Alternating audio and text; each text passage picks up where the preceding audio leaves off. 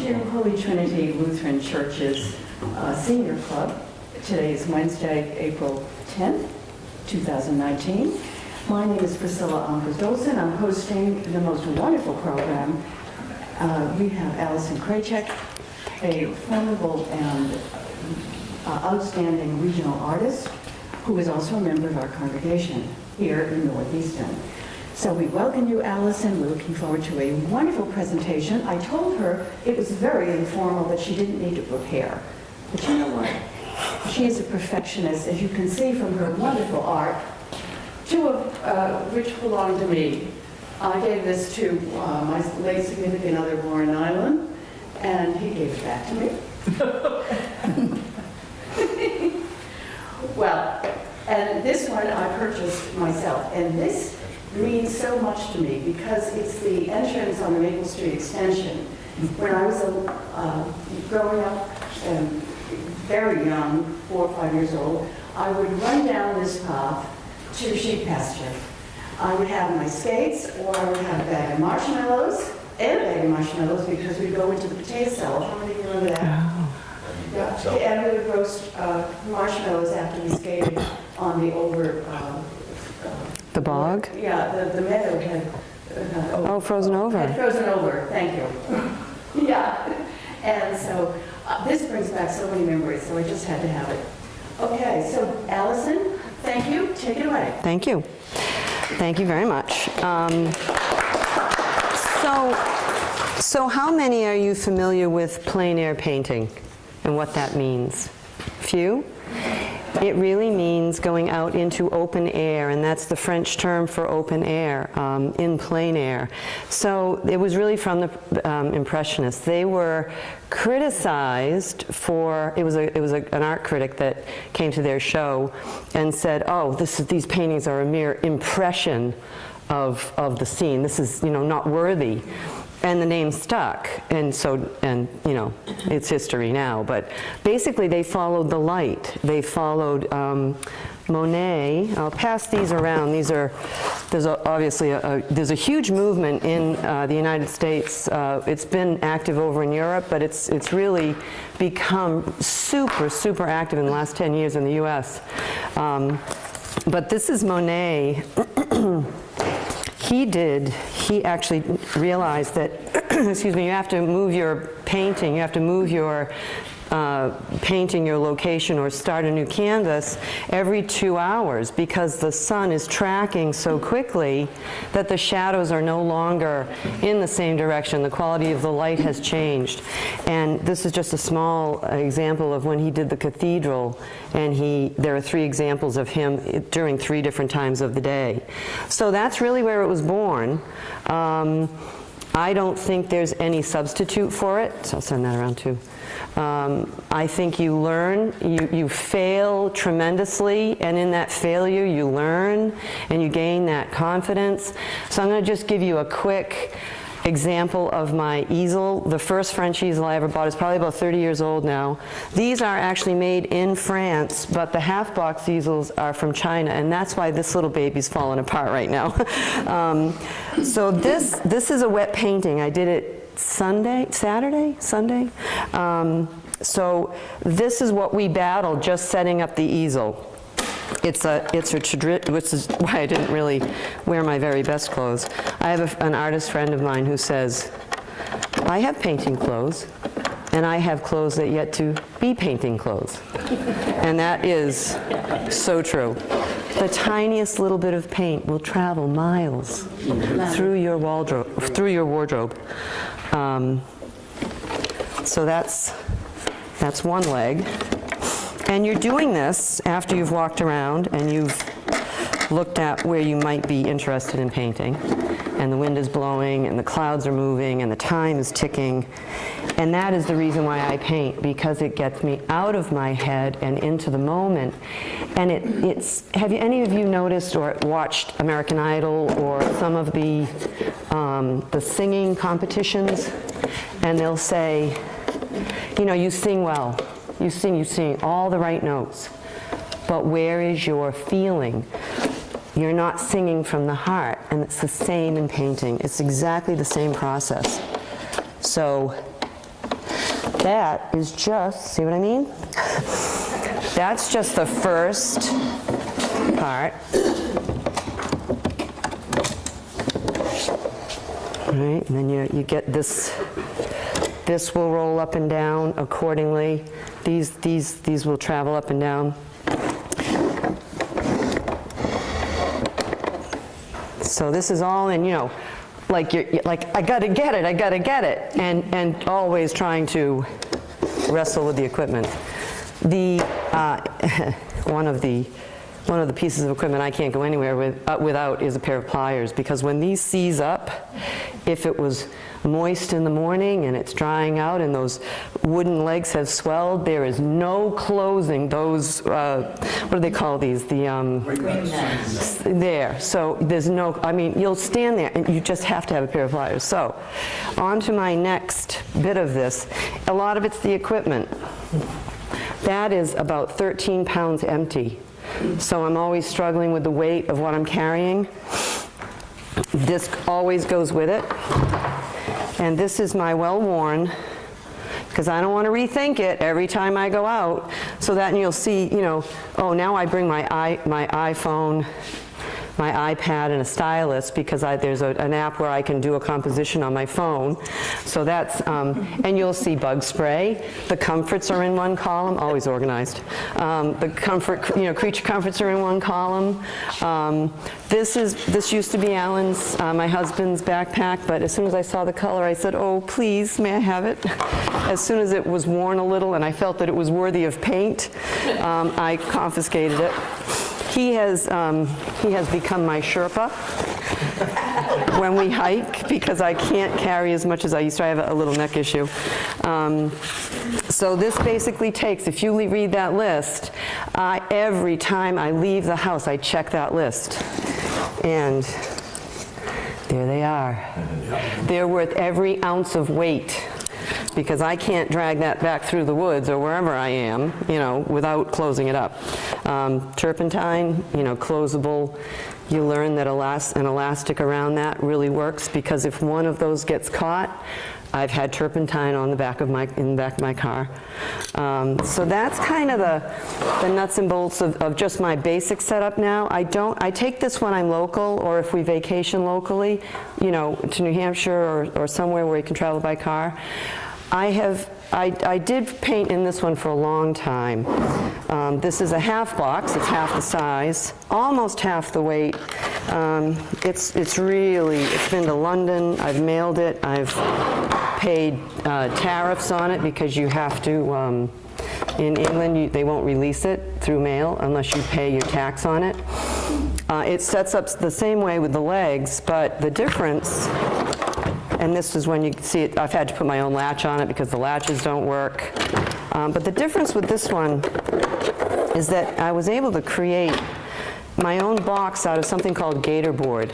And it's super, super lightweight when you consider what the wood drawer would have weighed, right? And then I made a much more lightweight out of just an 1/8" plywood. And this is just palette paper that I have adhered that I can just take off anytime. Because sometimes you just don't, after painting for 2 hours, you don't want to get in the car, and you don't want to have that turpentine where you smell like it, and I'm very conscious of fumes and things. So I just basically notice the note, fold this side up, because if I do it the other way, all my paint's going to be on the floor.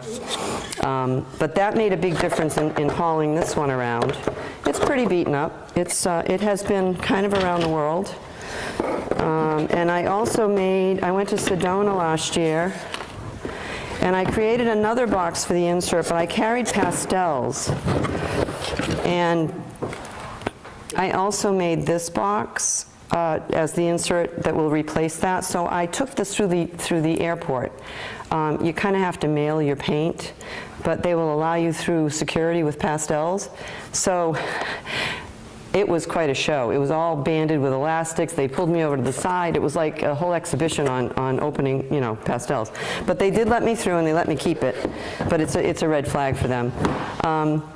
When And so this would fit in here depending on the morning, depending on what I felt like bringing, you know, but I mail my paint to the hotel that I'm staying in, so there's no security issues. Years ago, when I first got started, Sue Bastian, the wife of the pastor that once was here, I went to Germany. It was a gift. 3 weeks of painting she had to go over to see folks and do a music presentation.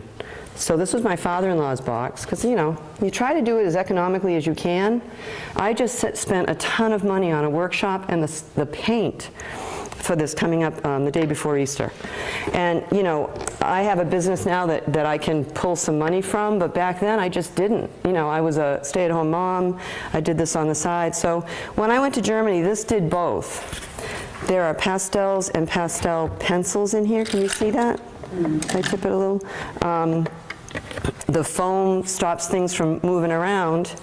When this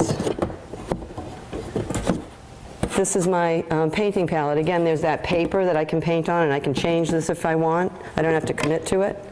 So that goes in the top. This is your basically your painting surface. You can tape, you know, that's why the ATG and the knife and all that stuff is on the list. So that's there's some paper there. And then in the great thing about it was I didn't have to, I could bring this on the airplane with me. I could take it back with me. They can inspect it, and I never put my paintings through the check bag, because I don't know if I'll see it. On the way to Germany, lesson learned. This was before 9/11? No, it was after. Yeah, because security was so ridiculous. It was good. I mean, we needed to do it. So I had all of my paint in my checked bag, and when I got to Germany, it was gone. So Alan was here with the kids, and he called the airport, and he went into the TSA, and he took the kids with him. And they went into the security section, and there was this huge barrel of paint tubes. So I wasn't the only one doing this, assuming that I could take it with me. And you can actually take them on planes. There's a certificate, you know, you just don't want them in question and then lose hundreds of dollars of paint. So that's why I just play it safe and I mail it. But he went in, and there was this huge, and he said, "Oh, I think that's hers." And then the woman said, "Really, why?" He said, "Because I know she uses Winsor Newton paint." And so they gathered up all the tubes, and she looked at him and she said, "You know, I'm not sure my husband knows the color of my eyes, let alone the type of paint that I might paint with." So, and the kids got such a kick out of because it was like, you know, a bin with all the things you can't take, all the, you know, all organized. But there was this huge thing of paint, and I think they donate it to schools. So that was kind of a nice thing to hear about. Just not my paint, thank you very much. So that's the story behind this little guy. And I do still take that, like I'll take it if we cross-country ski and we're in a hotel and I don't want to, it's the winter and I don't want to break all this stuff out, you know. So I got into painting on site, you know, again, lessons learned, listen to what the world's telling you, the universe is speaking, and, you know, learn those lessons. So I went out behind sheep pasture, that same, it's the far path that goes out to the residence. And I did this real small, I mean, like in my hand kind of thing, in pastel. It was cold, I just, you know, paint stiffens up in the winter. It's such a pain in the winter. So I did a larger piece from this one. I had no photographs. And I won first place in a New England exhibition in Duxbury. 400 entries, and they got it down to like 120, and I took best of show. That was a huge lesson. Believe and listen and have the confidence to understand that you can do this. That was really what it was saying, you know, leave the photographs behind, get back out there. And then there are, you know, and this was how many years ago? Probably 20 years ago. I will never sell that piece. But then there are lessons like this one, where you go to Cathedral Ledge in North Conway and you come away with nothing, or failure, or frustration. You go, you know, what is it? Why can't I grab that? You stand on top of the cliff and you look out over this town, the strawberry fields, and it's inspiring, but you just want to grab a little of it. And I worked on it back at the house. I could not do it. That's a lesson learned. You go back, it's not a great composition, but I was able to lay in the background so much better. So we do visit the same places we've been, trying to create distance. That's all I was interested in there. So that's the reason I plein air paint, is because it gets me off my butt, it gets me out of my head. There is no time.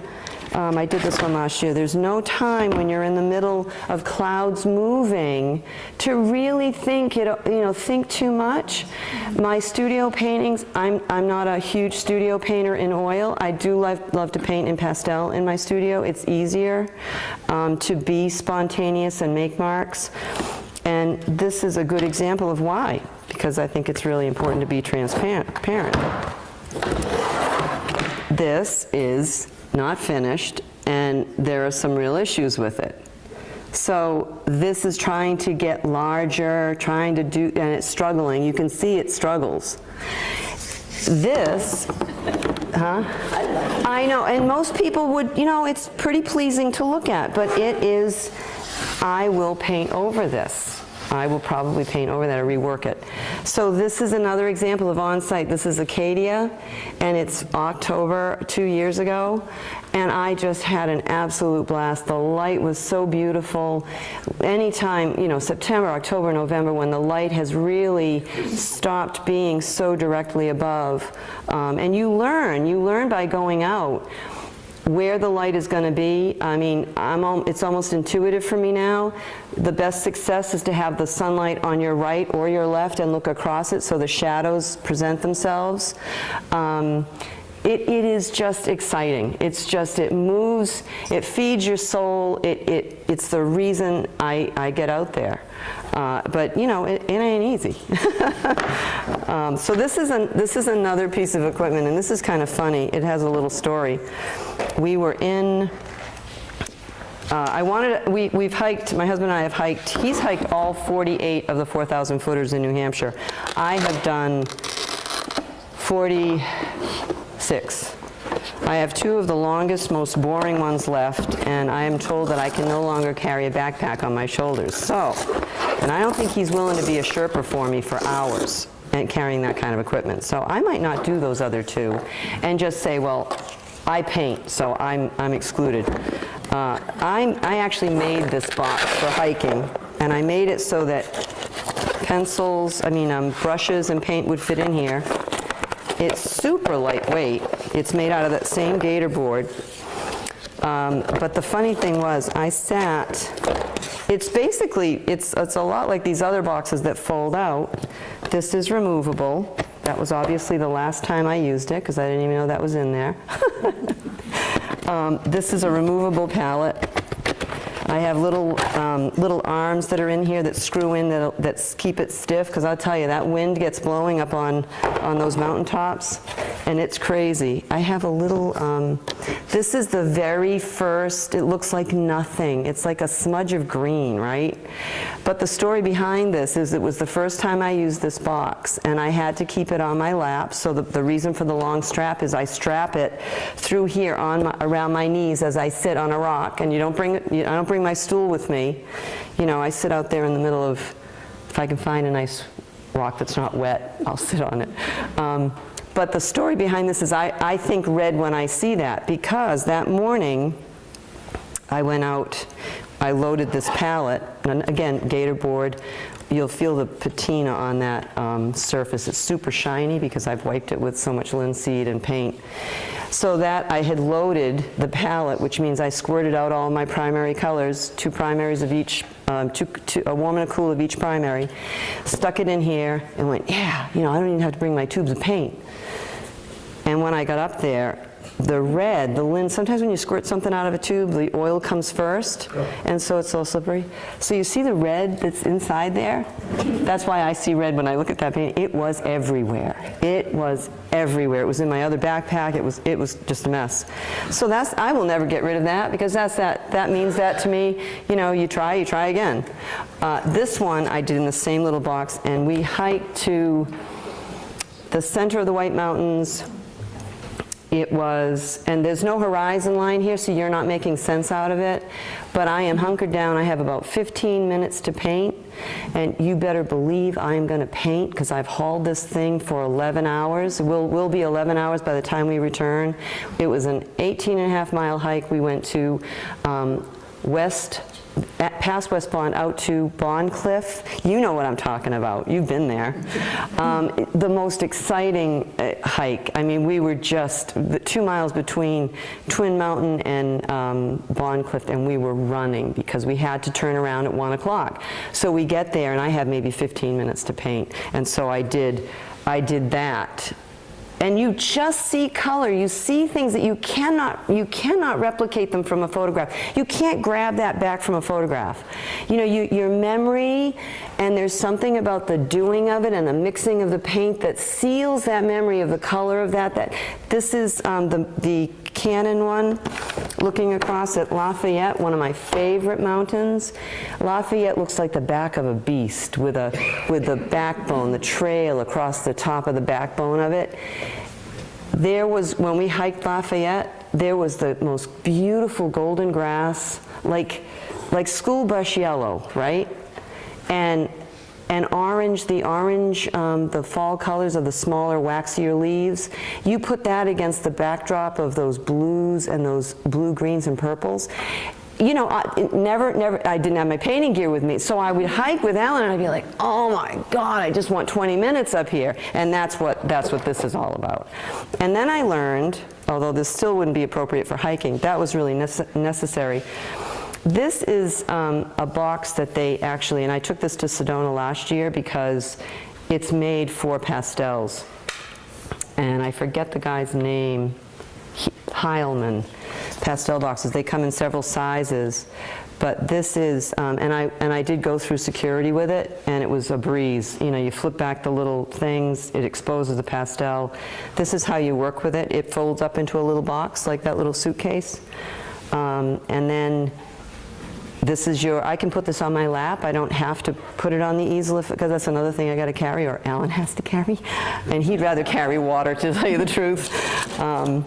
But that's how that whole thing operates. And it's really, they're expensive, you know. I can now afford to buy a couple of these things, but I'm always going to be buying paint. You know, I want to buy paint or pastels. This is from, so what do you get out of all this observation? You know, painting on site allows you to see things so that when you put your on-site studies together with your experience of having been there. This is Halibut Point in up by Manchester, and what is it? Not Point. Is it Point Judith up there? North Shore. No, it's not Judith. It's there's a bird sanctuary out there. But anyway, this is Halibut Point, the very end of one of the spits of land, and the ocean is as navy blue as you'll ever find, because I think it's really deep, deep, deep water. So you know, you put together the experience. This is nice, but it doesn't have quite the spontaneity of being on site. It's a different mindset. So that's really what I get out of painting on site. So how did I turn this all into a business? 30, 40 years of mixing paint and learning about light and thinking about where it's coming up and where it's going down. It happened in my own home. I painted the interior of my kitchen and front hallway. And I was in the back of the house, and I'm looking up front, and I'm going, so I could see the front of my house, and I could see the kitchen, and that's all south-facing. Well, the sun had wrapped around and was now, you know, clearly heading west, and I'm looking at what is now east, and there's this blue, look at shadows on snow, blue shadows, blue, purple, but they're very cool. That light is the same quality of light that is on the north and east side of your home. So when choosing wall color, you've got to consider that, right? So and I'm looking, it looked, I'll show you what it looked like. It looked, now this is a little exaggeration, but it was pretty close. It was very minty. It was very blue, almost like your shirt, Barb. It was not what I had envisioned for the space. What I wanted was more of a really pretty warm, maybe not, this is extreme too, but that warmth from the olive greens, not from the foresty greens, the blue greens. So it like the light bulb went off. And I went, oh, different quality of light. Loved it in the kitchen, hated it in the hallway. And I went through that really arduous process of finding out how to get that hallway paint to be as pretty in the hallway as I could in the kitchen. And that's what did it. So if you are in a north room and you are choosing a yellow for your home, you are going to have a certain degree of blue light in that room. What does yellow and blue make? Green. Green. Those shadows are going to be green, and some of them will be lime green, depending on the degree of cool yellow you choose. We chose a yellow for this kitchen. It is a very warm, buttery yellow, because that is a north room. So what happens in that room, instead of going yellow, when you add blue to a more buttery yellow, you get tan. And so in the shadowy areas of that kitchen, it will be still warm and inviting. It won't go cold. I was in a house and that's how I got into this, because my cousin, who I then partnered with, she was a professional organizer, and we created Turning Point Redesign. She said, you'd be great at this. Why don't you go into people's homes? And she said she was in houses all the time and could see the bazillion swatches on the walls. People paint things, and there's two other things that happen when you try to color consult. One is the level of contrast, and the other one is something called simultaneous contrast. And this drives me bananas, because people will take a color swatch. So let's see if I can, let me use this. So complementary color relationships. There are 3 pairs. There's orange, blue. You remember this from being a kid in school? Any of the color wheel exercises or art? Did anybody take art when they were little? All right, you got 3 pairs. I love this. It's like the crayon box. So you got red and green, yellow and lavender, and blue and orange. And when I say they are complementary pairs, it doesn't mean that they're, oh, aren't you very nice? They're not that at all. They're more, look at me, I'm more important. So what we get is, if I put a green up against this, let's see if I can do this here. If I put a green, let's get a real green.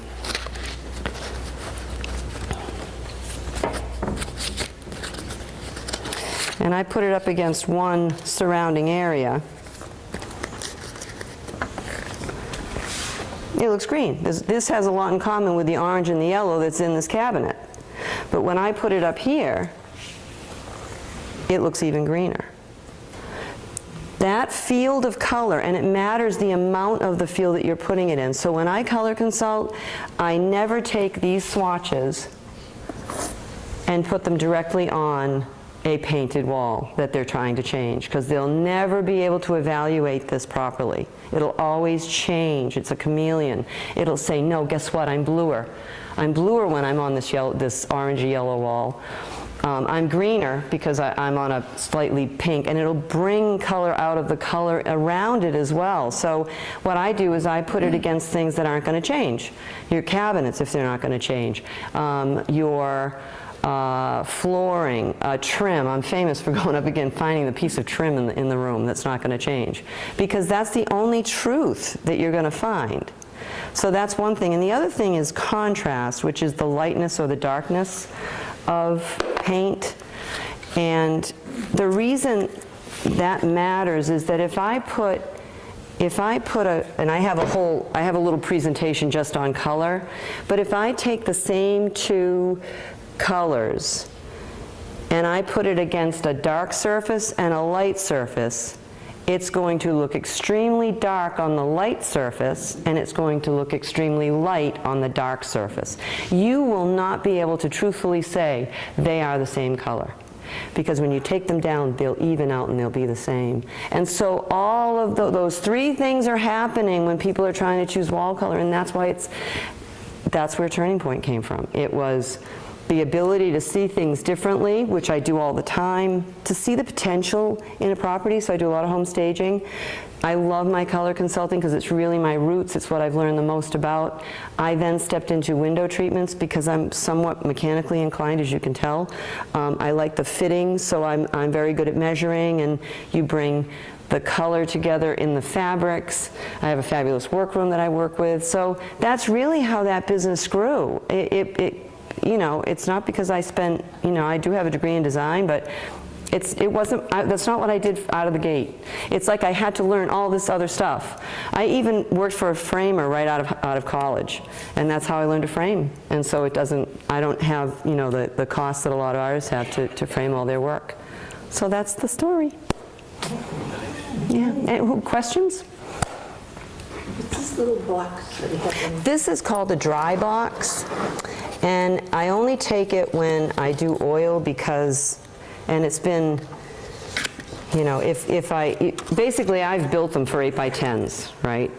But if I choose to do pastels and I'm afraid that they're going to get, you know, smudged, you can sometimes put these in a notebook. But I will use those as shelves, and I'll slide these on top, just so they don't get banged around. You know, Alan takes his shoes and he just throws them in the back, and I just want them, my stuff is always neat and tidy and tucked away, and I don't make it his responsibility, because it's not. It's about me, you know. He's so good. He lets me pack the car, you know. So yeah,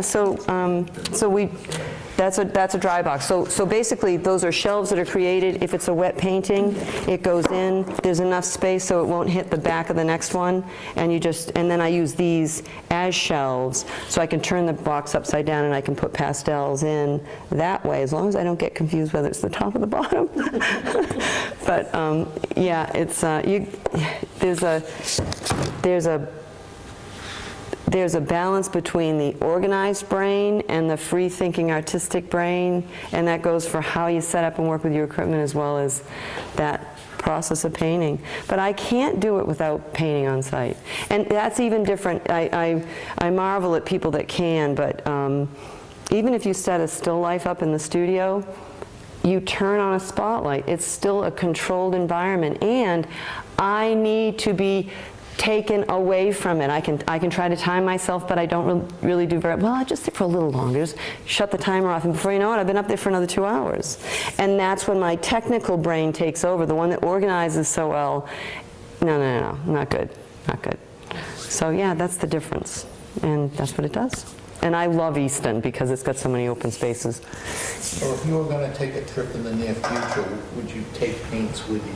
I am taking a trip in the near future. We are traveling to Africa, and I've heard that it's not very likely, it's not guaranteed that my paint will get where it needs to be. So I don't know what those inspections are like, so I'm thinking of taking pastel. It's not my first, that's not my joy, you know, I take it, but I would prefer to take oil. We will go to Zurich, and we'll visit Sue and Mike Bastian in Germany for a few days. So if I could mail some of my things to her, I know she would even find me an easel that I could borrow. Please. That would be what I would prefer to take. But you know, I'm happy to just have the opportunity, because you're never gonna, you know, I'm never gonna be there again in that moment, that time of day, whatever that is. You know, I've got there's a stream. It's on Hurricane Mountain Road in New Hampshire, right off of right near the visitor center where you can see Mount Washington. And I have painted there several times, and boy, is that a challenge. I'll let you know when I am brave enough to show you what comes out of there because it's just tough. It's just, you know, but I don't want to miss it. Yes, sir. Allison, I'm thinking of becoming a painter. Probably won't happen in this lifetime, but one of the pieces you had came around, it was kind of in oranges and yellows, and it showed a lake and stuff like that. And what struck me was the tree, because the tree is made up of all different kind of, how do you decide which colors go on first and which go on second? So, I've read a lot. I have a lot of books that I refer to. I learned long ago, never take a class from somebody's work that you don't admire, because you'll learn the same things they're doing, and if that's not your thing, don't do it. So I started buying a lot of books. And one of the books I shared with Warren Nyland. Warren Nyland and I actually painted together on the bogs across from the Southeast Regional. And his family gave me his easel when he passed and when they were cleaning out the house, which was really sweet. Yes, you did. Yes, Priscilla was my connection. But so, what was the question again? Well, the question is, how do you compose the tree, for example? It's probably 10 different colors. Yeah. 5 different colors. But I would paint it all with yellow or something. Yet you painted it with yellow and orange. You know, I think that's the other thing that's really fun, is to go from pastel to oil, because you really do think differently about it. This book that I shared with Warren, this is I use what we call a primary palette. So it's a cool and a warm of each one of the primaries, the red, yellow, blue. And it's a lemon and a golden yellow. It's a kind of a red, like an apple red, and then like a ruby, like a burgundy cranberry red. So you're able to mix. You learn. I did color charts, very methodic color charts to kind of wrap my head around this set of paint. You can literally mix any color you want from those 6 tubes and white. So for me, I started by working in pastel first. I started in watercolor, which I didn't bring with me, but I started in watercolor years ago.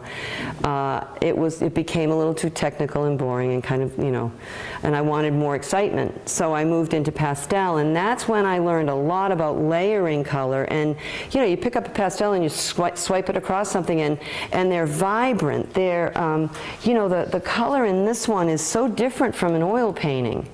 And so I started with that in pastel. I'm always looking at a warm undertone. I was working on a painting at Borderland, and the ground was dull. It was just, it's not green grass. It really isn't. If you really look at it, it's got yellows in it, but the earth is a warm color beneath it.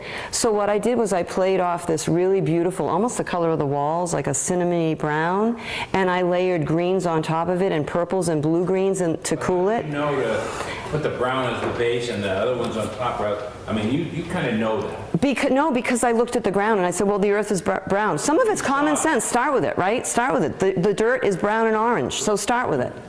And by doing that, I know that shadows are cool, so to lay in the shadows for the grass. And all it takes is that one moment where you go, bang, and you go, oh, wow, that was exciting. Look at that color.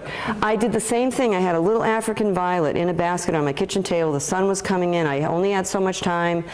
And there was a reflected, just like water, there was a reflected blue-green, and it was aqua. I took the most aqua pastel that I owned, and I hit the top of that leaf, which was reflecting light that was not on the table surface, and it was one of those aha moments. So every time, but it all goes back to the theology, the theory of it. It's not the theology, the theory of it. That's a whole different ball of wax. It goes back to that theory. If I'm working with warm and cool, that's the other thing that we learned from the Impressionists, that cool colors layered over warm colors make the nerve in your eye vibrate, and that's what we call luminous.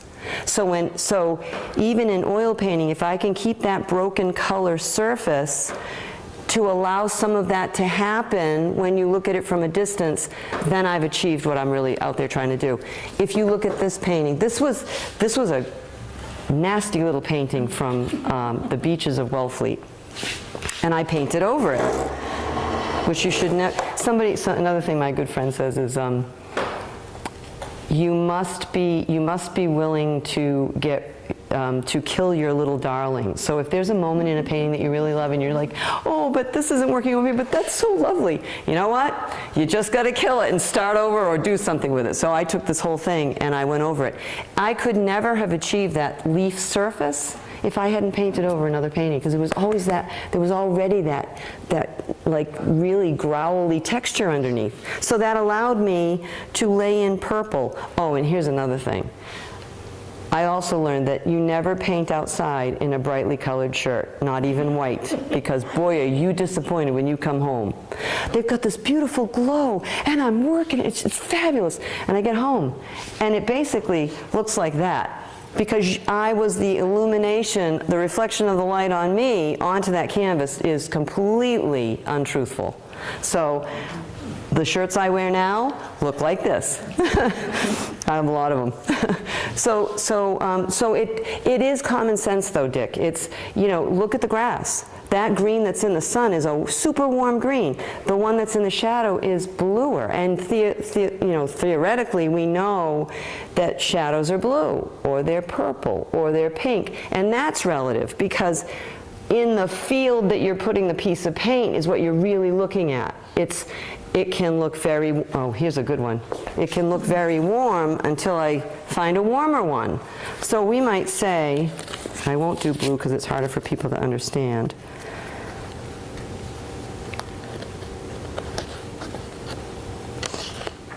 Somebody said I should put this in a holster. That I'd be really great if it was like a holster. I just whip it out. So we might say that that's a warm green. Would you say that that's a warm green? Mm-hmm. Relatively kind of middle of the road. Yeah.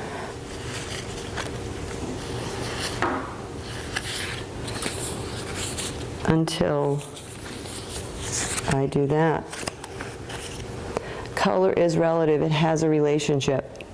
And that's always what we're looking for. So I'll always go, if I'm working in a shadow, I'll go, okay, cool. Well, what's cooler than what's there? And you just start working that, paintbrush or that palette knife.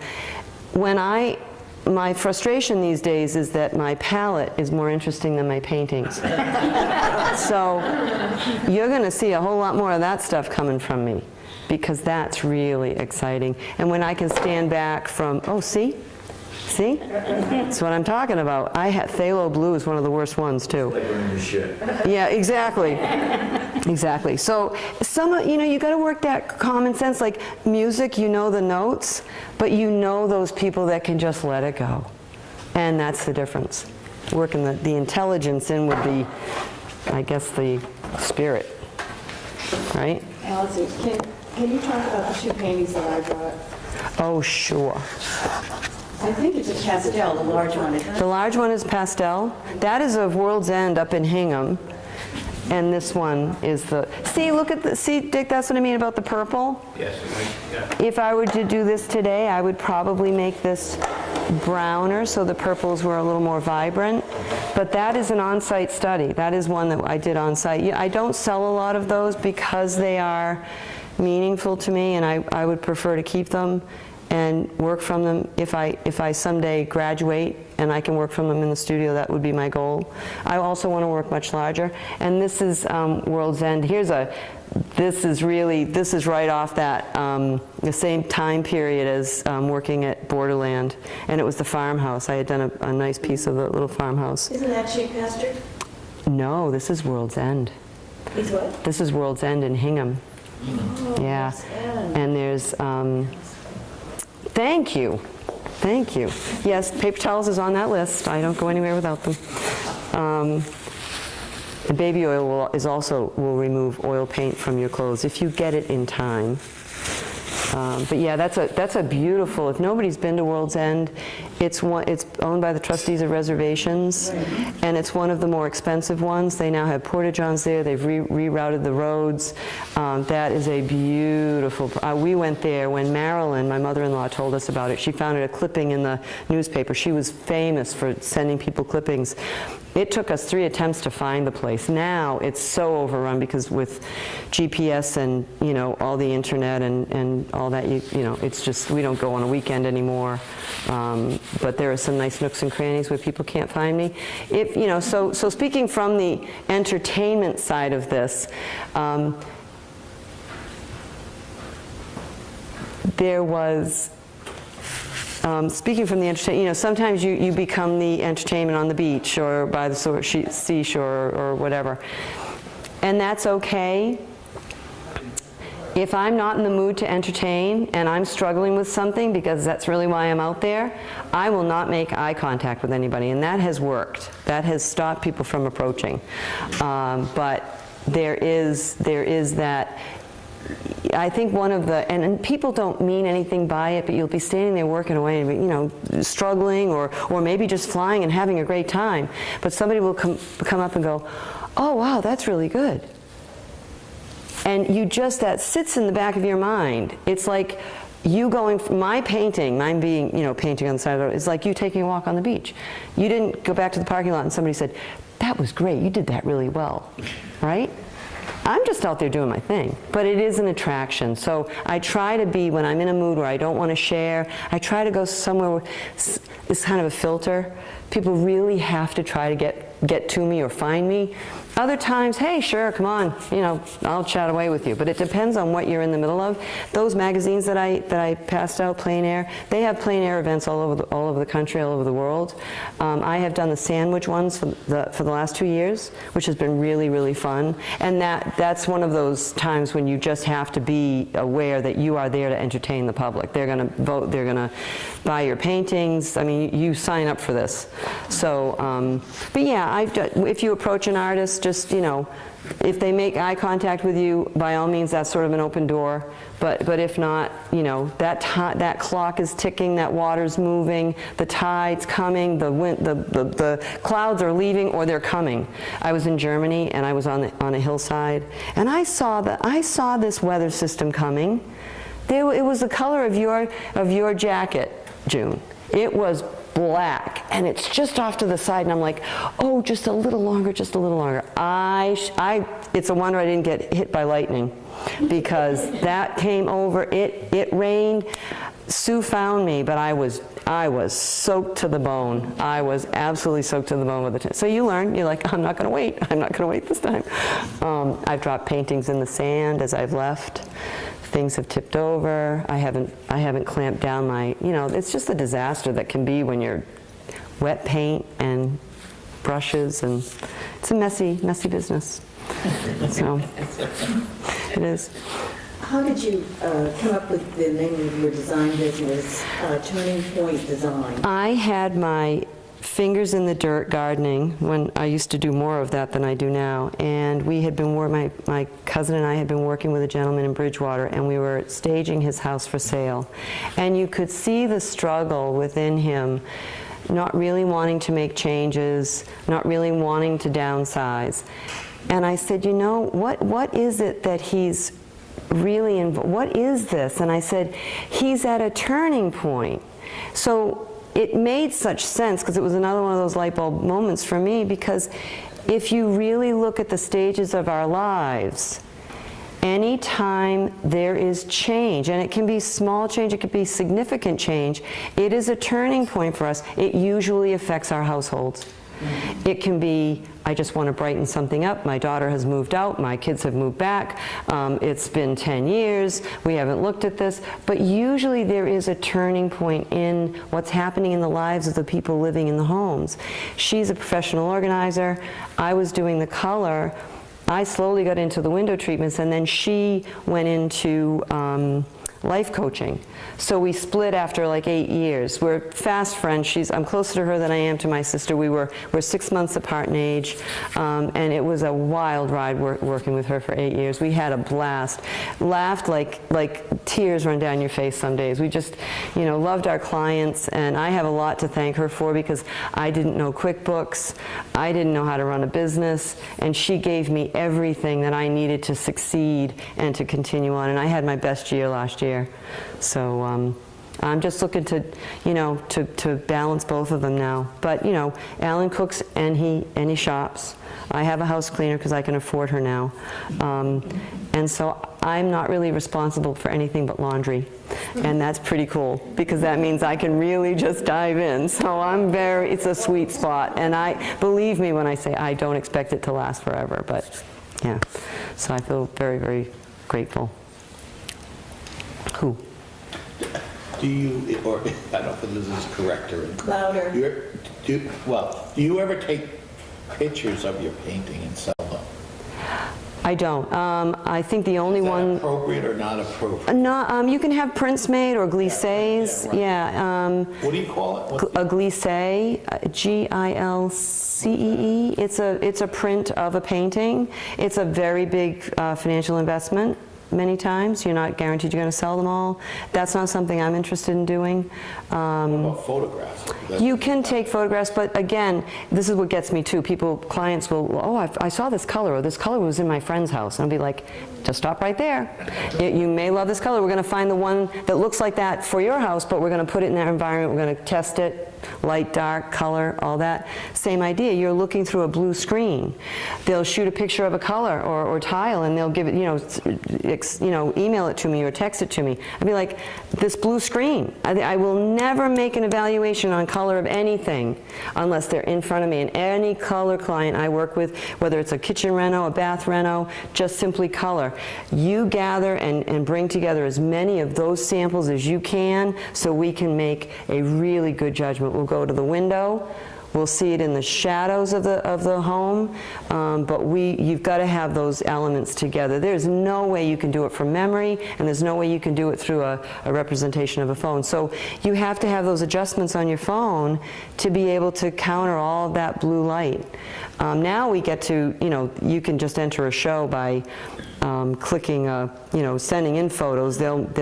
You can doctor them a little, lighten them if they're too dark, but no, it's not something I would ever, Instagram's pretty fun. You can upload paintings. There are a couple of people that I follow that are awesome. Yes, Leanne? At one time you had some note cards that you made. How Yes. did you do that? I did that because I went over to Allegra Printing, and they actually took on specialized equipment, they took a picture of, and even then, if you've created it, it's never quite the same, but they were okay. They worked. So yeah, that's how I did it. I still have note cards that I send out from paintings. But yeah. Yes. What makes the decision pastels or oil? Sometimes it's the weather. I can't do pastels in the rain. That's absolutely out of the question. Oil doesn't mix with water, so I'm safe doing that. Sometimes it's just the convenience of it. If I don't really want to, if we're going to go somewhere and I'm going to paint for a little while, but we might go out to eat, I might not want to, cover up to protect the clothing. And it really is one of those, it's more the aesthetic part of it. But I generally will grab my oil moreover. There's no other joy than mixing that paint. And I've been working with palette knives more because they don't bother my neck so much. And you don't have to mix the things so fully on the palette either. So that's what I mean. When my palette is still more exciting than the painting, you got work to do. So, Ed, what were you going to ask? I know when you're traveling, you say your pastels are easier to work with, but have you ever made a copy of your pastel in oil? No, I've never done that. No, I've never done that. I don't think I've ever taken a pastel and made an oil painting from it. And I think the reason is that, those studio paintings in oils are still really challenging for me. They are just so, this is a pretty aggressive or whatever. It's what, probably 12 by 16 or, yeah, that's got to be about 12 by 6. That's a big canvas to cover, and that's 2 hours down at Bound Brook down the Cape. I'm looking for color when I'm out there. I'm looking to get as much information on that board as possible. Composition is more important when you're in a competition for it. For, you know, like the Plein Air down in Sandwich, I will do a few sketches ahead of time, but I think that's the reason, Ed, if I really, really examined why, I just wouldn't, I probably wouldn't do a larger oil from a pastel, because I do struggle with it. I mean, that's why I keep going out, because I haven't figured it out yet. So yeah, yes, Judy? How many paintings do you have at your house? Well, the on-site stuff, I bet I have, they're like my photo albums. I probably have 200. But that's why this is so important. And I can send around this paper here. I've switched to paper because it's so much thinner. I mean, I walk the talk when I do organizing with people. I do basics with folks. I don't do what Karen did, but this is watercolor paper. It was given to me. It's small enough to fit in my box. I can paint in pastel on that. If I paint it with this, you'll feel it. It's got like a ground. And there's that warm underpainting. A lot of my paintings have this warm underpainting because color sings on top of that. So this is another one. It's made with another kind of material that grabs. This is really yucky paper, and I put a wash, and you can hear them. They're really different. So, you know, what was the question? I'm gonna keep going. Yeah. I take it you're not a fan of magic light. Magic light. Yes, there was a gentleman who had Bob Ross. Yeah. Oh, Bob Ross. Oh, the pretty little tree. The pretty little tree. Yes. Always did the magic light first. Well, see, he's a formulist. I mean, every tree looked the same. They do, yeah. You're not, every coastline looked the same if he ever made it out of the woods. I don't even know if he did. Nice guy. I'm for those that followed him, but your painting should look like your painting, Priscilla. And your painting should look like yours, Jane.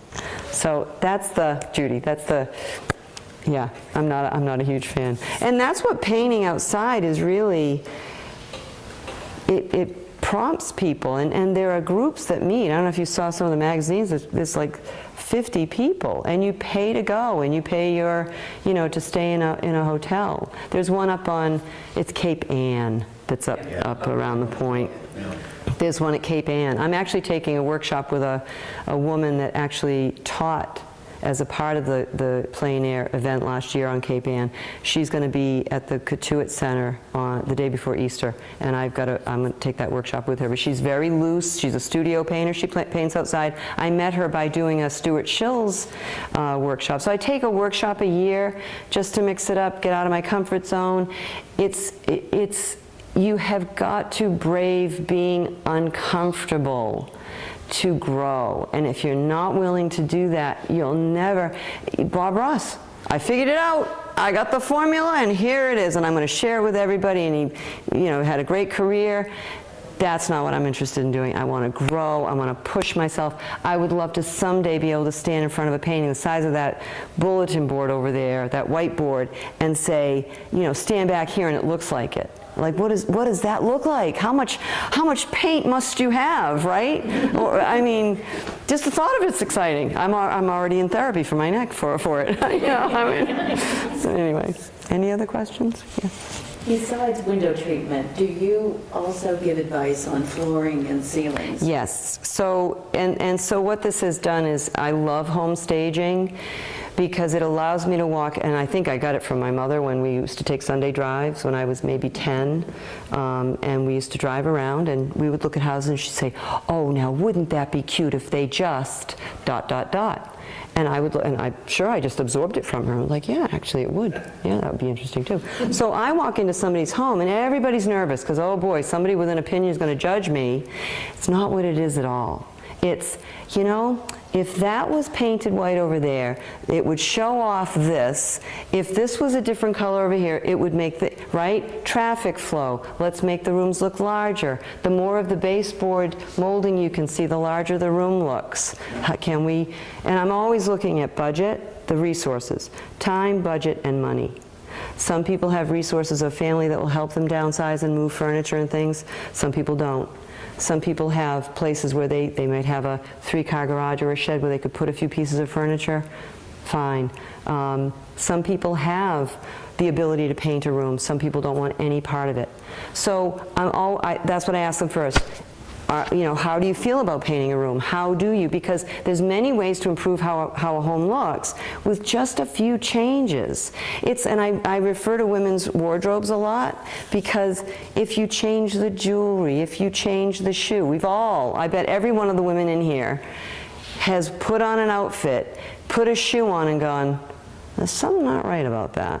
And you change your shoe, or you change your sweater, or you change your earrings, and you go, oh, that's better. Don't know why, but it's better. And maybe it's just that it's more comfortable. But that's the same approach for Turning Point and home staging. It's that, look, we don't have to spend $1 million. In fact, the goal is to spend as little as possible, but to swing that property toward that prospective buyer. And that means people that are probably a few generations younger that really don't have the time to paint a room, paint trim, change flooring. They don't have the budget. 2 households are trying to hold down the mortgage today. They've got kids in daycare sucking the life out of their wallet. I mean, these houses, if just a few changes, even if it's just the open floor plan and the main floor, the public spaces of the home that I call them, just inching, sometimes it's just eliminating some furniture, moving a chest to a different wall, moving the head of a bed. But if I get people that are and sometimes I bring the horse to water and it doesn't want to drink. But I always say, I'm being paid for my opinion. I'm being paid to be fully honest with respectful delivery. I am being paid to get you what you want and need, and so I will always say what really needs to be said because it's pointless if I don't do that. They will, this is my insurance, they will hear it in feedback when that real estate agent brings those folks through. Because, well, what did you think of the house? Well, we're going to have to, and I always talk about the to-do list. Keep that to-do list as low as you can, right at the front door, that curb appeal, that first entry, that room that sometimes I'll talk with the real estate agent, bring them in this way. Get to the front door later because it's not as important as that beautiful kitchen they're going to see right off the bat. So it's all about that, you know. If it feels good, if the light is good, if we can change a room or a piece of furniture, why not, right? So I love home staging because to me it's bringing that potential out and really trying to do it on a budget. So. Can you tell our members and also our viewers how they can get in touch with you? Oh, sure. I have a website which is actually being redone, but it's not to be seen yet, but the old one is still up. It's info@turningpointredesign.com. I have an email. That's my email. That's my email, is info. The website is turningpointredesign.com. Phone number 508-272-1657.